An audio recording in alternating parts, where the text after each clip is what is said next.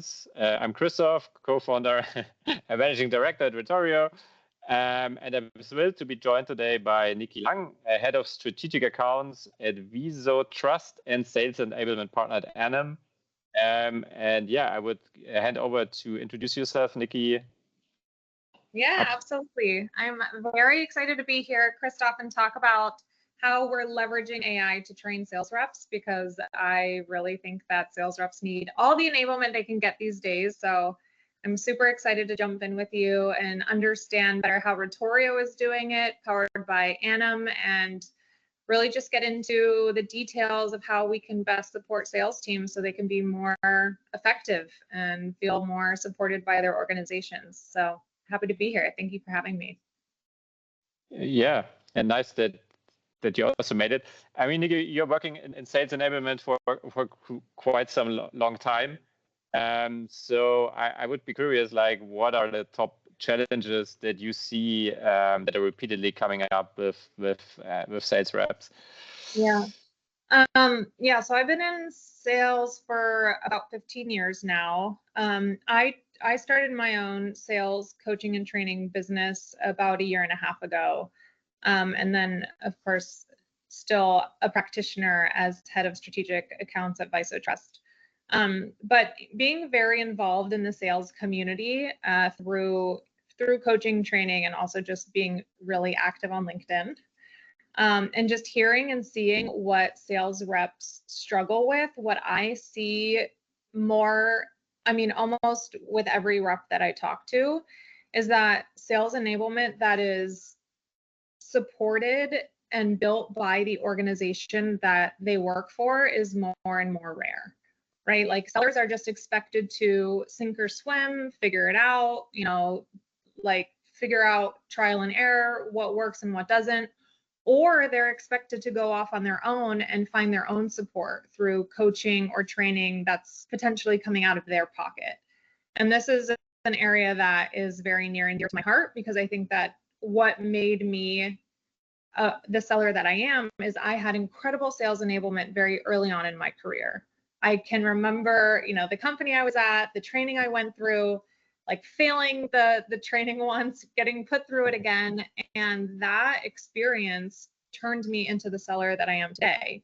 And so I am on a crusade to really get organizations to understand that how they support their sellers is an incredible investment in their sales force, obviously, but also in the humans that we are hiring. And it seems to be something that is very, very easily overlooked. So I love what you guys are building. Thanks a lot. Yeah, I couldn't agree more. As you said, we are seeing also kind of a similar pattern that some sellers are, like, as you said, they have to go out and figure it out by themselves. And it's kind of evolutionary, and those who make it to the top make it, and the rest, the 80% maybe fall apart. That's very cool. And yeah, this is also why we're here today, for the audience, to show, okay, how can people like become better in sales enablement. Before we jump further, I would be also curious, is there something from your past experience, because you said, okay, there are things that made you who you are today, from the advice and like, yeah, training you got. Is there something that you say this was very helpful, like in terms of the priority or like the impact it had for you or on you? Yeah, I mean, before I got real, like, formal sales training and enablement from a tech company, I was like selling on vibes and charisma. Like, I was a personality seller where I thought if I, just could, talk my way in and out of anything and schmooze and smile, that was enough. And that, that got me so far in my career. And then I kept on, like, up leveling my sales game, and that really only gets you so far, especially the more technical sale that you're in and the more technical buyer you have. And so when I truly learned about the formula of sales process and how to build a solid deal, I had this light bulb moment where I realized, like, oh, okay, sales is actually the combination of like the formula of selling, the science of selling, and then the art of selling as well, which is like that tone, that charisma, that connection. So there's both, right? There's like the science of selling, and there's the art of selling. And if you can master both, you become unstoppable as a seller. And a lot of times sellers more easily kind of lean into one side or the other, but when we're able to really strengthen both and get that feedback, then we become dangerous. And that's when I had like the light bulb moment. And from my understanding, that's what Retorio does, because you guys have the science behind the training, right? And then you can also pick up tone and intonation and give immediate feedback on that. And that's where I think like using AI, leveraging AI to do training like this is the future, because we can combine the art and the science of selling within the platforms that we're training on. Absolutely, and we will show everyone in a minute how it looks like. Don't want to create too much tension. The one question out of curiosity, like did one client like give you ever feedback on like this is, you know, why they maybe didn't go with you or didn't buy, or yeah, just out of curiosity. Why they didn't buy from me?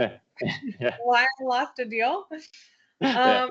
Yeah, but they don't usually say like it's because you suck. Usually they're like, Okay. you know, it's because this competitor beat you out. You know, obviously, like I'm a seller, so I lose deals all the time. I think it's if you're just looking on LinkedIn, it might seem like sellers do nothing but win, win, win, but really we lose more than we win.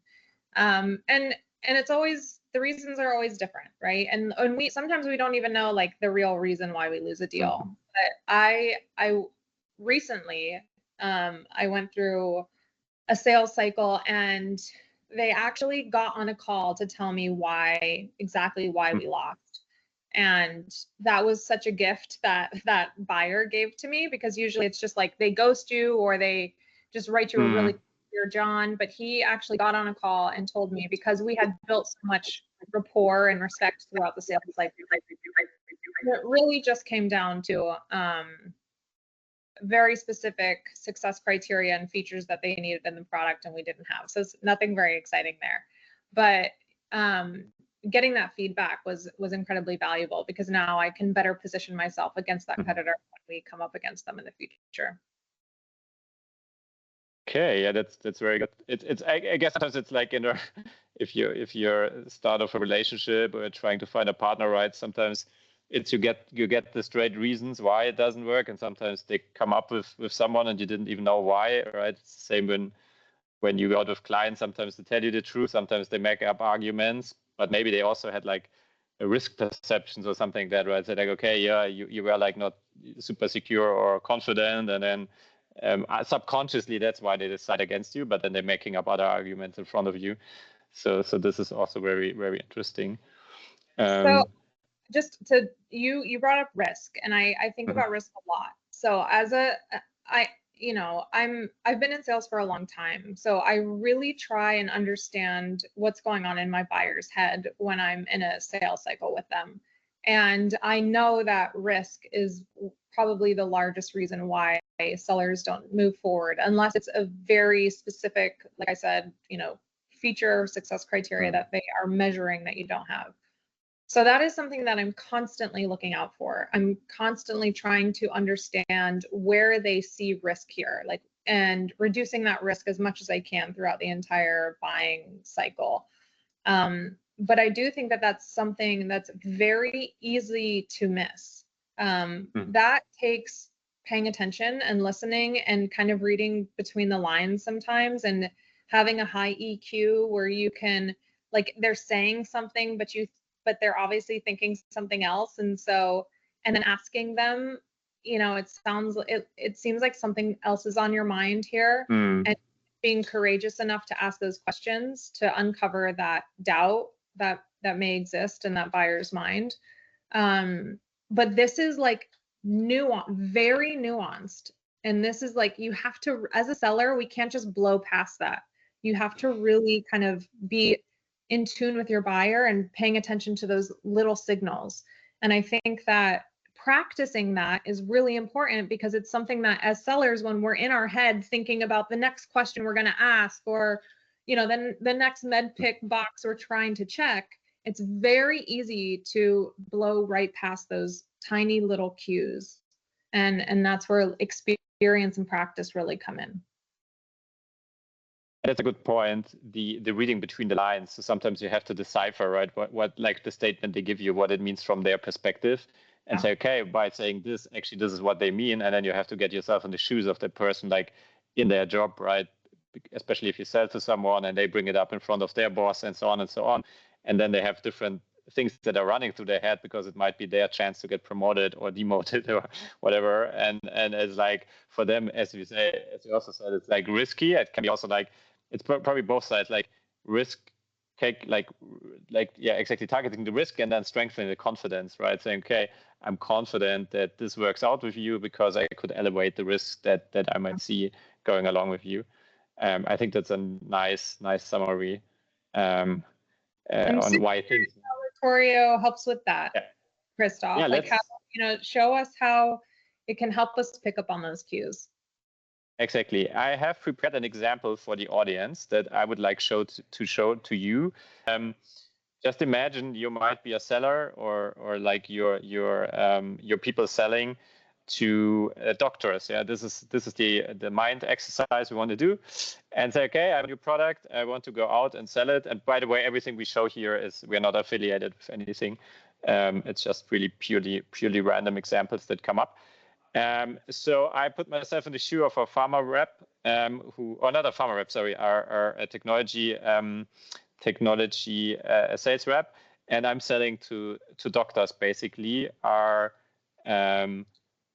product that helps with detecting, for example, skin cancer. So I just, again, made this up as an example. Obviously, the company and the people we're showing here really exist. And what I did then was to say, okay, my target group are probably doctors who are working in the skin or dermatological area, and I just typed in skin doctor Munich, and this is what the results were. And then I just looked at the first result here that came up. That is Mr. Lenz. Yeah, and Mr. Lenz obviously is a skin doctor here in Munich. And then I said, okay, this is maybe the person I want to go to tomorrow and sell my product or pitch my product to that person. And what I did then was to say, I went to obviously a system that could be any GPT out there, and gave them my situation and said, okay, I'm a sales rep. Tomorrow I want to pitch to that person. Can you give me, can you describe maybe that person, tell me what is the personality, what might be questions I might get asked from that person, and can you position our product and value prop that it fits that person? What could be based on the arguments, what could be my propositions I could bring here? And this is the output I got. Yeah, so I got the personality description, how the character of that person might be. I have our products that we sell, and I get some kind of statements I can say based on the objections that person might have. So now what becomes interesting is we are having the goal is like talking to that person. We have some background information. Now, how can Retorio and Anam help to prepare me for that conversation? In our platform is we can describe this persona. Yeah, we can give them the name, the actual name. We can give them our potential age and so on. And then the interesting one is we can describe his character. And the AI later on is then picking up the character in the conversation as a kind of baseline on how this person would interact with us. And as you can see here, I just copy and pasted more or less the description I got from the AI here and pasted it in our product. And then the interesting one is the look and feel, and this is like where Anam is also pretty neat. for any kind of segment or target group you're selling to, you can just create personas that resemble that. So from the look and feel, there's like more, let's say, this case, it's an old white man, but it can be anyone else. And you can also describe what they're usually wearing. So make it very authentic. Make it very authentic and immersive, that when you go out and talk to that person, it's just like as you did the simulation. This is the whole idea.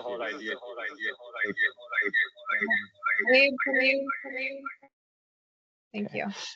And then the next one that we do is, I also just copied here the needs and pains of the person that were coming also from the AI, just copy and paste it in our system, as well as like typical objections that this person might have.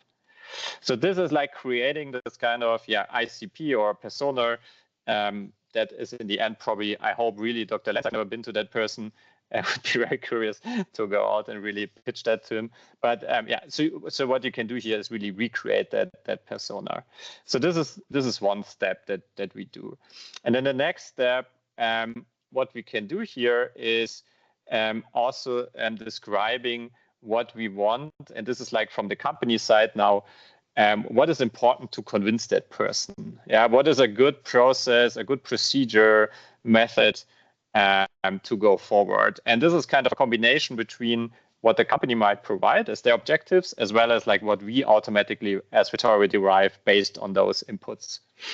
And what is also very special here is we want to make sure, because one of the objections could be that, okay, I'm using technology, is it replacing me? How can this help me to retain my status as advisor? The AI told us here different answers to that, more touch points and so on. And what we can do is we can actually take this and specify that. So we can say, okay, based on the objection, there's a concrete way, maybe out of practice, maybe in this case out of suggestions, that we can put in here. And then later on, when I go in, our AI will really look at, okay, are you addressing these objections in the right way? Are you bringing up the right points that are from a factual perspective correct? So this is one aspect that we can do here. And with this combination, what we do here is basically creating an individualized preparation training program for the actual conversation for cold outreach that you might have tomorrow with a real existing person. Not just like a made up theoretical concept, a real existing person. Right. And this is one part. And then what we can do is we can go in and we will have a quick conversation with the person, so you can see the look and feel. We don't do the whole conversation; it might be too boring for you. But I will show you afterward the results or like the feedback you would get after this conversation. And as a heads up, because we have done many presentations, Microsoft Teams might lag in the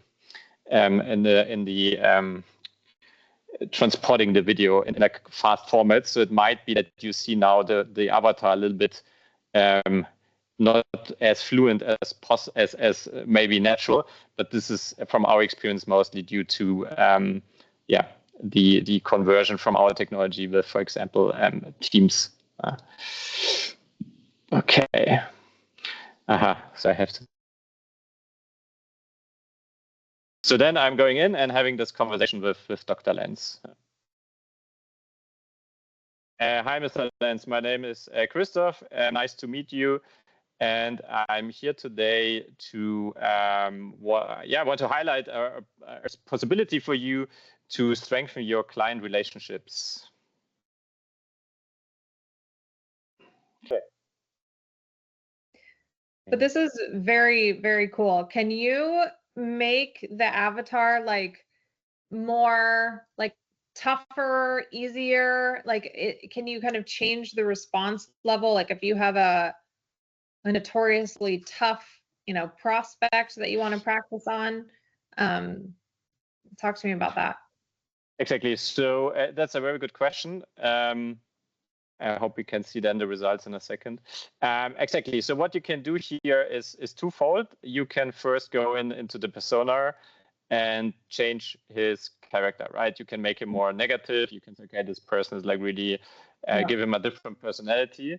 What we also have, and this is also a specialty, you can really tune and in different stages how the mind of maybe your potential client is operating. What I mean by that is if you don't fulfill certain points or you don't address certain points, for example, at the very beginning, you could make this person very stubborn. And then later on, if you manage to address certain points, you can say, okay, the person now, as in real life, right, it gained trust, and then maybe the person opens up.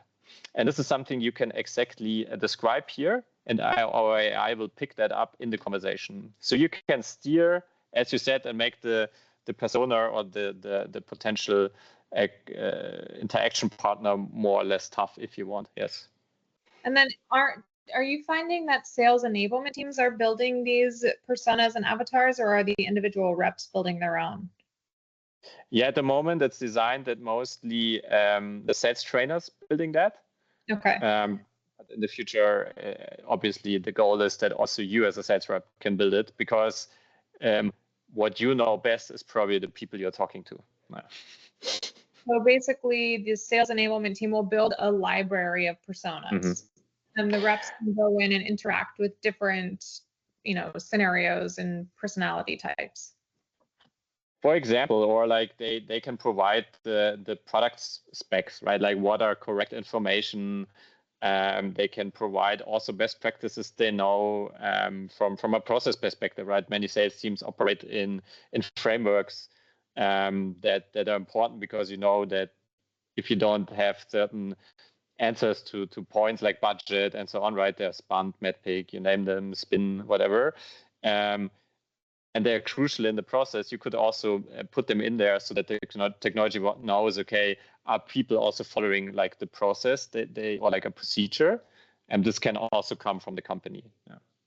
Something else that would be super interesting is like understanding your top objectives that your team is dealing with, or your number one lose, like, the reason why you're losing, and then building objection handling templates around those specific objections, or beating a certain competitor that you're often coming up against. Exactly. The nice thing is, as soon as you have the library maybe of this information, you can quickly adapt them and say, okay, there's a new competitor, as you said, coming up, or hey, we launched a new functionality we need to position in the market. You can just use the templates that you basically have in our system and tweak them and then push them out. And it doesn't take you longer than probably, if you're very experienced, maybe in 1 hour. And then everyone is updated. And the nice thing is, and this is maybe to make the switch to our result that you would get here, you can really okay, this was the last one, sorry, 1 second. The very nice one is here that you can see on a very detailed level where are people lacking skills on that aspect. And we differentiate between this applied knowledge, so those could be facts and figures, but then also on the soft skills side. Yeah. So where you're able, or have you been come across as very confident, for example? So when pitching this new feature, are people lacking actually the confidence to pitch it or position it?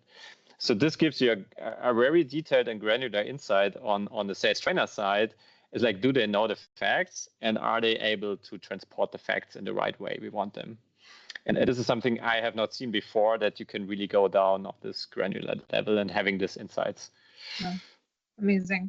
And I'm imagining that this is incredibly helpful for onboarding new reps in a effective and quicker time frame. Exactly. So they pre-emulate the experience, if you will, right? So what we talked before at the beginning is like, either you go out and you get them by really like being exposed in the wild, or you can pre-emulate them because the whole experience from other salespeople and the organization is in there, and they know, okay, this is where we know from experience, or like top salespeople, where to look out for. And so basically you get this experience upfront. Yeah, amazing. I do think we're going to be seeing this as like the norm at a certain point in the future. So I think you guys are in the right place at the right time. I hope so, yes. And it's really, I said, like, it really picks up here, right? Things like intonation. It picks up things like, is your body language aligned with your tone, right? So it's like also the synchrony of, okay, how do you really come across in that situation? And then the nice thing is it picks you out the situation and shows you in this example where it has recognized it. Yeah, something that we discussed before, where in the wild, or like if you go really out, people might never tell you like what really went on in their mind or in their head. But here we are pinpointing in this situation. So this is very situational here. And we walk you through and show you, okay, this is why we think it was important to align. And this is where you haven't aligned. We show you the example, and then we give you the example why, what the effect has been in your persona's head, right? Okay, you didn't sound confident, and it might be, okay, this increased the risk that what you're telling might not be correct, right? And this is, I think, very new and very helpful, because it goes beyond just like, oh, you said 5 times. So very picking out where you lost that person maybe in the conversation. As a seller, I'll tell you what stands out to me and what I love about this. It sort of like gamifies sales training, where I'm seeing these scores, like overall score 62% yellow, you know. The seller, I don't like that. I want to be all, you know, like I want to beat the system. So I'm going to like try and do this over and over until I get all greens and good scores. So like as a seller who were typically very competitive, it's sort of the fact that it's so interactive and it gives such immediate feedback is going to keep me engaged and want me to interact and improve those scores over time. The other thing is like sellers, as a seller, it's like you like to think that you're good, but you never actually know if you're good. You know what I mean? Like, and we can go off of like our numbers and our quota and our attainment and all of that, but like in the back of our minds as sellers, we're always thinking like, am I actually good at this? Or am I just, you know, deluding myself into thinking that I'm good at this thing? And this gives like an unbiased, you know, feedback on the areas, no, you are good at this, but there are these other areas that you could be better. And I think as sellers, it's so rare for us to get that unbiased feedback as, you know, areas that we can prove to stand to improve as sellers, that is incredibly valuable unbiased feedback that we can use to continuously push ourselves to be better. So I want to try it myself. we will share it with you, yeah. And the good thing is from our approach, right, is because we also know it's very hard to keep track of everything while you go in and having this conversation. So we also have some thresholds where you say, okay, there could be 100%, but if you reach a certain threshold, it's fine. Yeah, you still can go in and do better. But you mastered like most of it, yeah, which is probably fine. So this is also to keep people motivated doing it, not just saying you need to reach always 100. Of course, if you want, you can try, but to have like at some point kind of a baseline where you say, okay, this is fine, you know, you can move on probably. Yep. I love it. Cool. Yeah, so this is, I hope you got some sense of how it works. Just to recap from going in, right? We started here with, we are looking for a doctor on Google.